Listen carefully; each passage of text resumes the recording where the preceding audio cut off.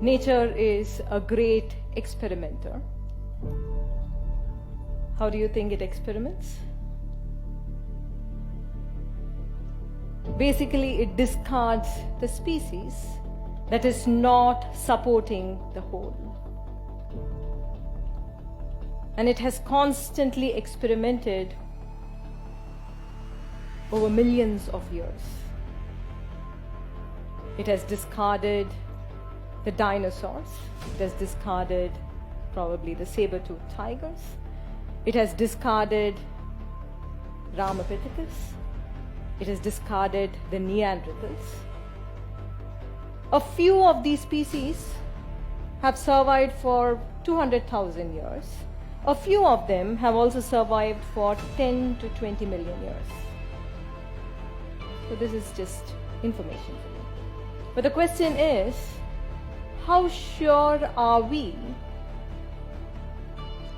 about the success of our species, of the success of this human species?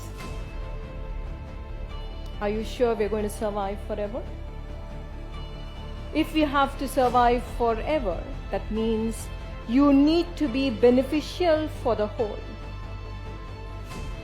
If you're not going to be beneficial for the whole, what would nature do? It would discard us. Are we being beneficial to the whole?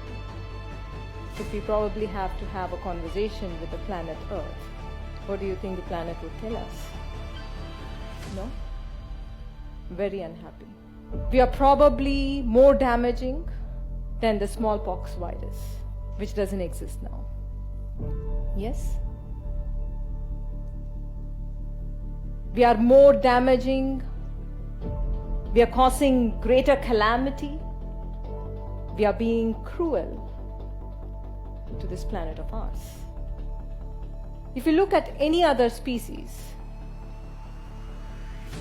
every other species kills somebody else or kills another species only for its own survival, only when it is threatened or when it is very hungry. But we as a human species, we have not evolved. But we as a species kill another species, not for our own survival, but to prove our superiority over the other, to prove our dominance over this entire planet, or sometimes even for pleasure. There is a huge noise outside in the world about the virus, the coronavirus. What if this coronavirus is nature's way of eliminating the human virus? There is a huge possibility, right? We are not being beneficial to the whole. If we are not being beneficial to the whole, we have seen again and again that nature discards us. In the current situation, China is not the problem. The Chinese people are not the problem. What is the problem? The problem is our own consciousness. We are living and experiencing life in separation.